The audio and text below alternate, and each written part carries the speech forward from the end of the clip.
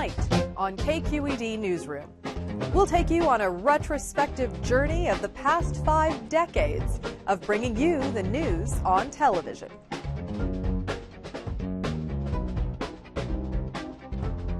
Coming to you from KQED headquarters in San Francisco, this Friday, June 16th, 2023. Hello and welcome to KQED Newsroom. I'm Priya David Clemens. Tonight and next Friday, we'll share with you the final 2 newscasts of KQED Newsroom. For 55 years, KQED has covered the Bay Area's defining moments. We've hosted in-depth discussions with newsmakers, including elected officials and politicians, artists, scientists, and entrepreneurs. Our journalists have delivered important news of our times from here in the Bay Area, across California, and from the nation's capital. But our television audience is changing, and KQED has made the difficult decision to end this program. We are, however, going out with a bang. Starting with tonight's show and concluding with next Friday night's finale, we're going on a retrospective journey of KQED's television news coverage from the 1960s to the present. Tonight, we'll cover the first 3 decades of this show's history, the 60s, 70s, and 80s. Let's start with a newscast from our very first season of the show in 1968. This episode was born from a newspaper strike at the San Francisco Chronicle. The reporters couldn't share their news in print, so they took to the TV screen right here at KQED with a show they named Newspaper of the Air. The show featured local journalists reporting the stories that would normally have appeared in the San Francisco Chronicle. It was hosted by Mel Wax. Good evening, I am Mel Wax, and this is the KQED Newspaper of the Air, a unique experiment in television news presentation and analysis. This is the 15th day of the San Francisco newspaper strike. Tonight and every night while the strike lasts, KQED will present this Newspaper of the Air. How long can this strike last? It can last a long time. They're in negotiations in Los Angeles, and although there is no direct connection between those 2 strikes, the fact is that I think the Los Angeles situation will have to be disposed of in some way before the Hearst paper here, which is now tied to the Chronicle, will be willing to deal with the question here, unless an enormous amount of both pressure from the community, the public, the advertisers, and all the rest is brought to bear. And then, perhaps as a result of the pressure, both the unions and the employer and the publishers will have to sit down and try to deal in a substantive way for the future with this problem, which is a legitimate problem on the part of the union and the publishers. Newspaper of the Air served as a source for the headline news of the day, including local and national reports. Ms. Kitt pointed an accusing finger at Mrs. Johnson at a White House luncheon and told her that American young men were rebelling because they faced being killed in the Vietnam War. Before the exchange, Mrs. Johnson and Ms. Kitt talked cordially for a few minutes, as shown in this picture. Today, Eartha Kitt flew back to Hollywood and told a crowded press conference that she had spoken for millions of Americans across the country. She faced a battery of microphones at Los Angeles Airport and answered a barrage of questions. The show also provided an almost literal translation of features you'd normally find in the daily newspapers, from the comics to outdoor pursuits. You can reach down in, and if you're very fortunate, you get a hold of that clam and up we come triumphant. Best produce buys. And our 2 best fruit buys are bananas and pineapple coming in from Hawaii. Local events. And on to the entertainment guide. There will be a hockey game, the Seals versus New York at the Oakland Coliseum on Saturday. And political cartoons. Peace rumors have been going back and forth so long and so rapidly that I call this one 2 for the seesaw, with Lyndon Johnson and Ho going up and down, up and down. After more than 7 weeks, the strike ended. The show was rechristened as Newsroom, and it continued to provide daily news and in-depth analysis for nearly a decade. Good evening and welcome once again to Newsroom. The Chinese ping pong players have arrived in San Francisco. We'll have a report on that by Tom DeVries. Ed Radenzel will be discussing yesterday's primaries, and we're going to carry live and in full tonight the speech by President Nixon dealing with the war in Vietnam. In many instances, the news of the past often mirrors the same issues of today. the ghetto experience has been primarily with heroin and not with LSD, and that hostility to LSD in the ghetto has been pretty consistent and pretty thorough all the way along. You couldn't give LSD away in any black ghetto in the country. And that has been just consistently true. They go into that very briefly during the course of the discussion. And that it's interesting now that Tom and Joe both saying that that now heroin has become a problem for everybody because white people are now taking heroin. Black people have been dying of heroin ODs, overdoses for years, and nobody cared, and that now white people are dying. Maybe something will be done about it.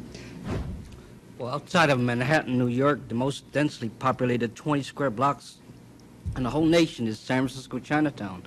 In 1965, Congress passed a law which ended the period of restrictive national immigration policies toward Chinese that begun with the Chinese Exclusion Act of 1882. So during each of the years, 1966, 1967, and 1968, between 2,500 and 3,000 newly arriving immigrants came to San Francisco from China and the British colony Hong Kong, and the sudden surge caught everyone unprepared. The 1960s was a decade of social change and transformation. There were so many movements that carried on from the 60s into the 1970s, such as the Black Panther Party, anti-Vietnam War protests, the women's movement, and the farm workers movement. In the 1970s, KQED's daily news coverage continued with reports on the major events of the times, including the Patty Hearst kidnapping, the mass suicides of the People's Temple, and the high-profile murders at San Francisco's City Hall. It's been 49 days since Patricia Hearst was kidnapped at gunpoint. Despite an intensive, yet cautious investigation, the FBI and other police agencies say they still have no knowledge about where she's being held, and there has been no authenticated private communication between the Hearst family and the Symbionese Liberation Army. Nonetheless, a wide variety of persons interested in the case, from law enforcement personnel to people who claim they have first-hand knowledge of some SLA elements, appear to have reached a consensus on some aspects of the case. From their accounts and other information, Newsroom has learned the identity of some persons alleged to be important to the SLA, and some of the story about how this mysterious organization came into being. We should caution you that no one we know of admits to seeing Patricia Hearst or her abductors since the kidnapping. Well, the bodies of at least 409 men, women, and children, some shot to death, most apparently self-poisoned, have been found at the Guyana jungle camp of People's Temple. Among the bodies were those of the temple's fanatical founder, the Reverend Jim Jones, his wife, and at least one of their children. Jones had been shot in the head and was one of the few to die from a bullet wound. All the dead were believed to be Americans, many of them from the Bay Area. Most had reportedly stood in line to take doses of cyanide-laced Kool-Aid from a large tub. The mass deaths apparently occurred about an hour or more after Saturday's ambush, which left Bay Area Congressman Leo Ryan and 4 others dead. Here in San Francisco, the mood at the People's Temple has been one of apprehension and waiting. The temple members are waiting inside and a large press group outside. Phil Bronstein has been there for the last 2 days, and Phil now has this report for us. For the last 2 days, the People's Temple on O'Farrell Street in San Francisco here has been, like the Patty Hearst story, a media event. The crush of reporters, international, national, and local, has been met with virtual silence from the some 25 temple members left at the temple headquarters here. They're guarding the gates a few at a time, and the reporters and cameramen have jumped at every movement, even photographing each other reading the paper. 2 network camera crews, NBC and CBS, had hired private guards to protect them, and some of those reporters had known the NBC men killed in Guyana.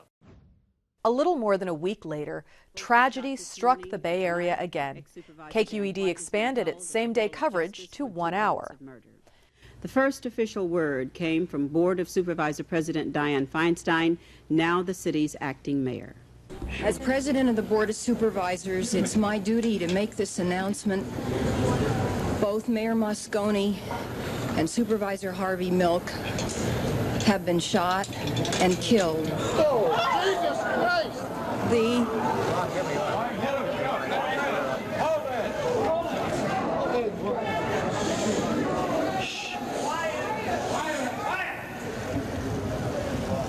suspect is Supervisor Dan White.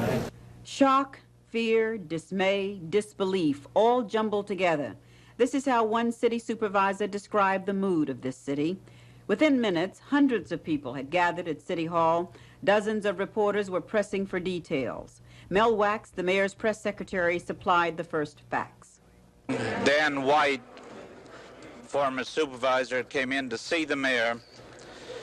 He was admitted in to see him in the mayor's office. The two of them were in there alone in the back room.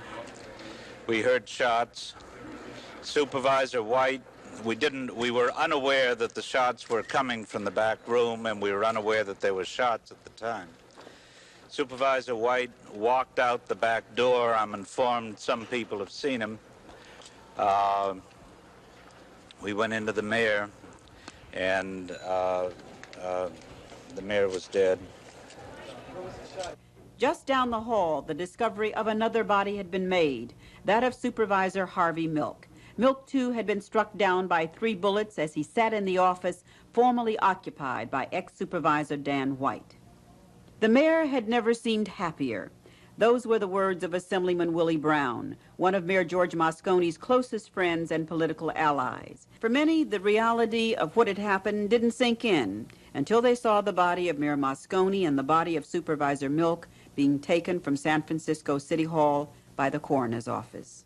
The assassinations of Mayor Moscone and Harvey Milk, the first openly gay supervisor, rattled San Franciscans, particularly those who were part of the gay community. The 1980s ushered in drastic changes in U.S. and foreign policies, with Reaganomics defining President Ronald Reagan's national economic policy, and the fall of the Berlin Wall in Germany marking the end of the decade. Big fashion described the attire of yuppies and punks. Here in the Bay Area, the technology revolution was just beginning, with E-Trade in 1982 in Palo Alto and Apple Computer, led by Steve Jobs, releasing their very first personal computer, the Macintosh, in 1984. In politics, a young woman named Nancy Pelosi was first elected to the U.S. House of Representatives. Bay Area sports teams won big in the 1980s, with the San Francisco 49ers winning 3 Super Bowl championships and the Oakland Athletics winning 1 World Series. But perhaps the 2 stories that had the biggest impact on the Bay Area were the AIDS epidemic that started in 1981 and the Loma Prieta earthquake of 1989. In 1981, a mysterious, contagious, deadly disease began spreading throughout the gay community.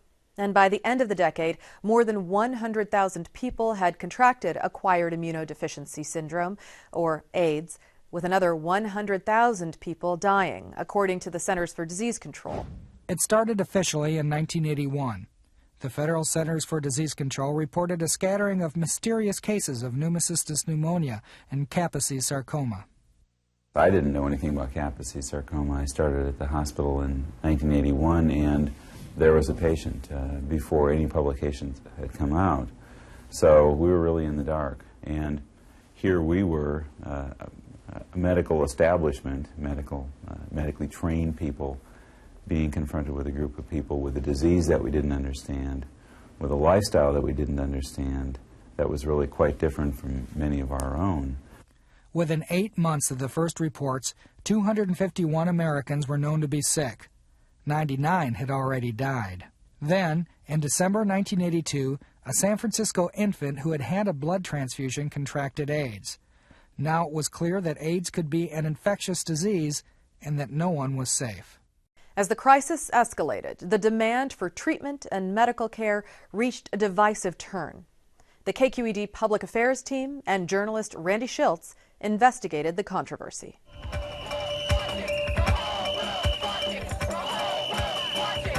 San Francisco, October 6th. A demonstration to demand more money for the war on AIDS erupts in violence.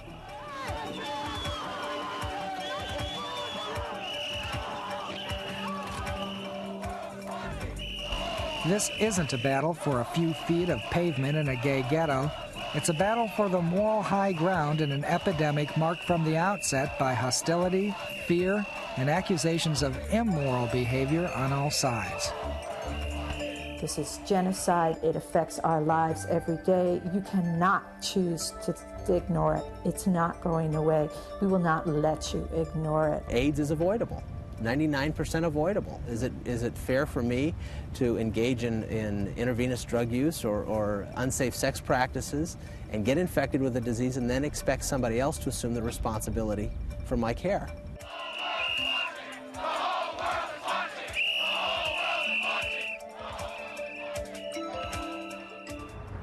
If the rhetoric of the AIDS militant seems hysterical at times, it's in keeping with the history of AIDS. Fear has been the subtext of this epidemic. Toward the end of the 1980s, San Francisco was struck with a devastating earthquake. On October 17, 1989, the Loma Prieta earthquake claimed 63 lives and destroyed neighborhoods and highways. KQED News provided insight into the catastrophe. The scenes that flashed before us this week, in real life and on TV, shocked and confused us. Now we need to unscramble the chaos and figure out, where do we go from here? How do we rebuild? Can we afford it? Tonight, in a special hour-long report broadcast live from our studios, KQED looks toward the future.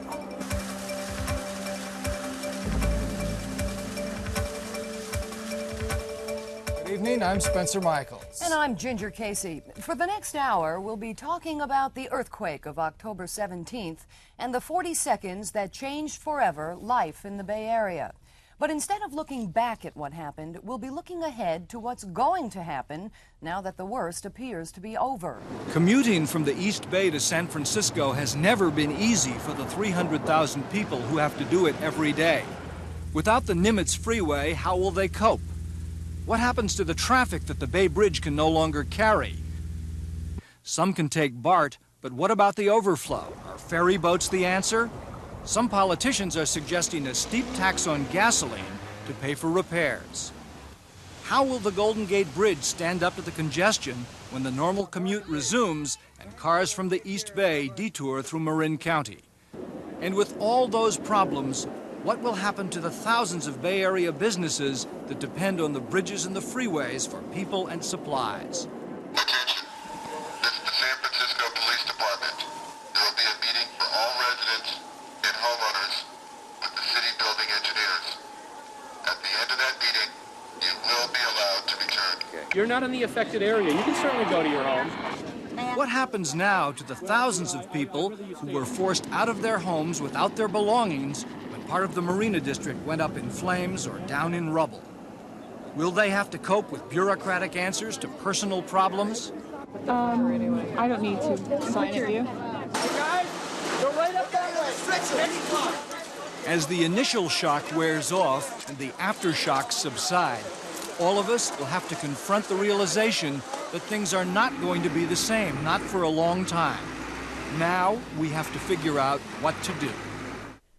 In keeping with KQED's mission as a public media station serving the Bay Area community, the following month, the entire KQED News and production teams partnered with concert promoter Bill Graham to produce the Earthquake Relief Benefit, a television fundraising marathon with proceeds going to those in need.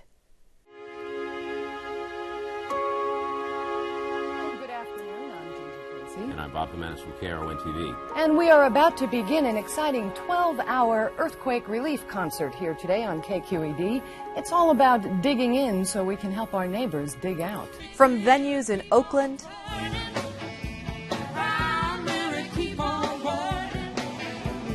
San Francisco, I love you, Gypsy woman, and Watsonville, the concert included performances by Santana, Crosby, Stills and Nash, more than what I wanted, but I wish that I had started long before I did. Neil Young, There's more to the picture than meets the eye. and Bonnie Raitt.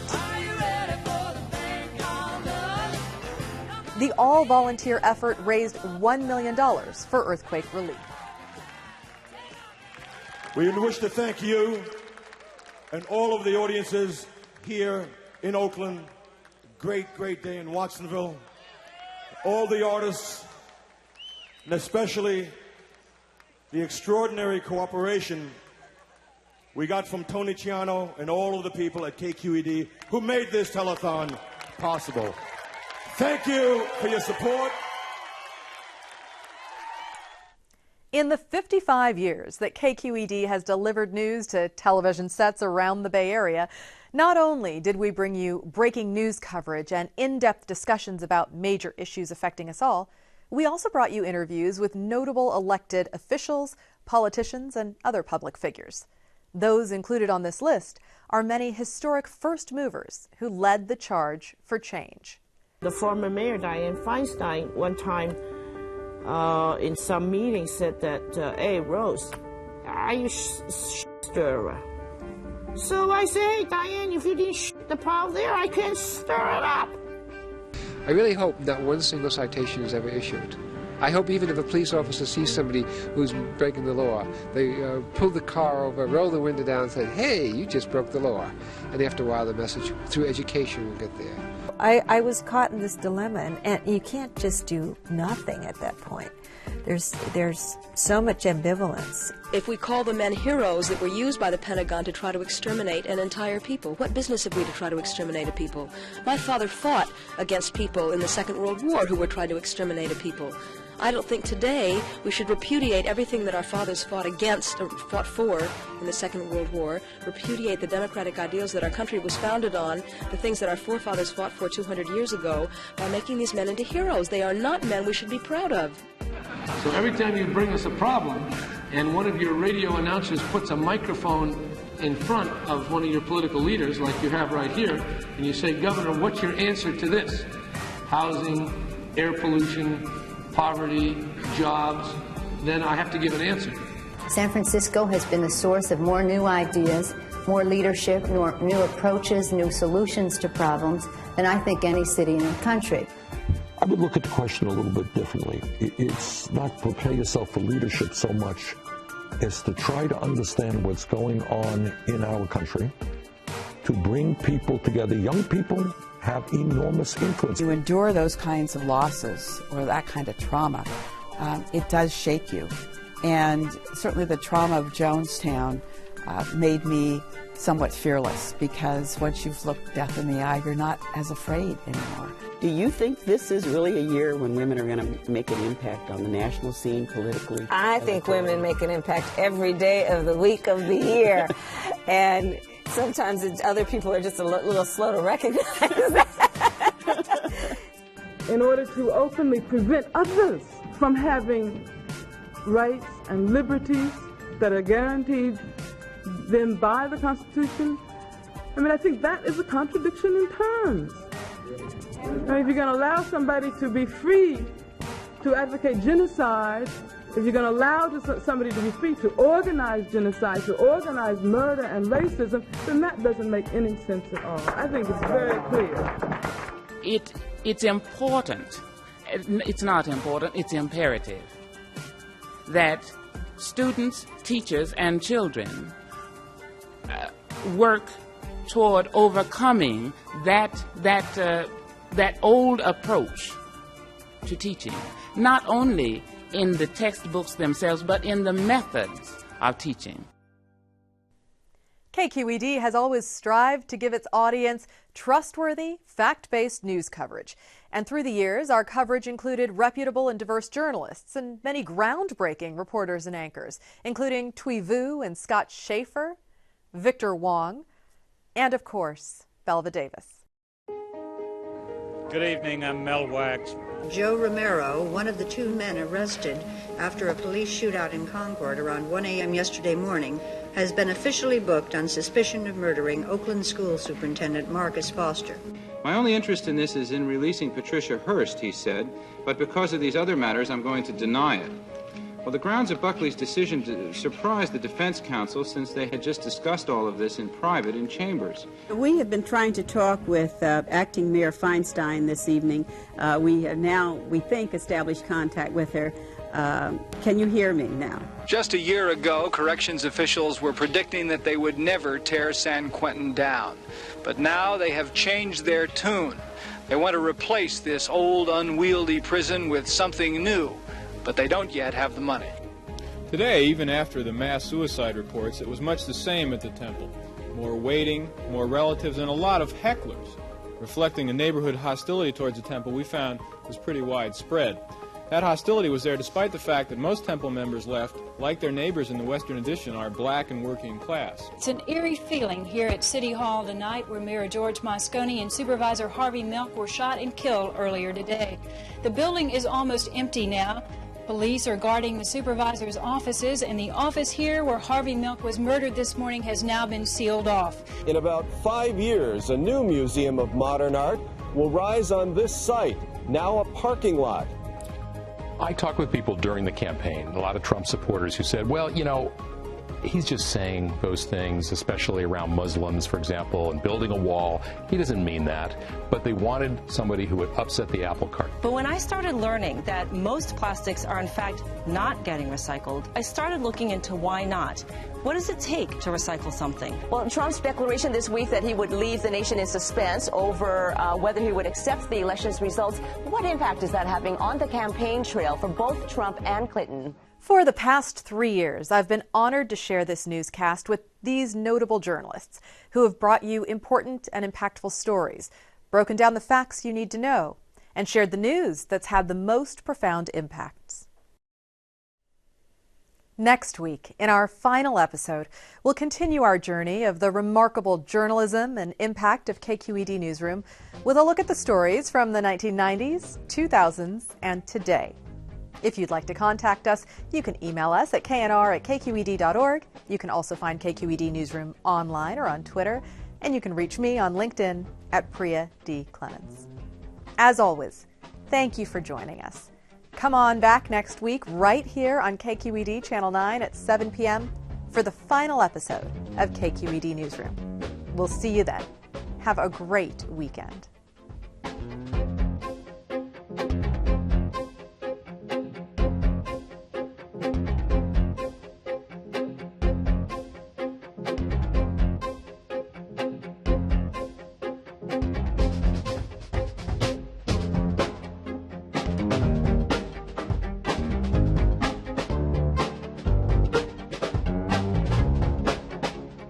Thank you.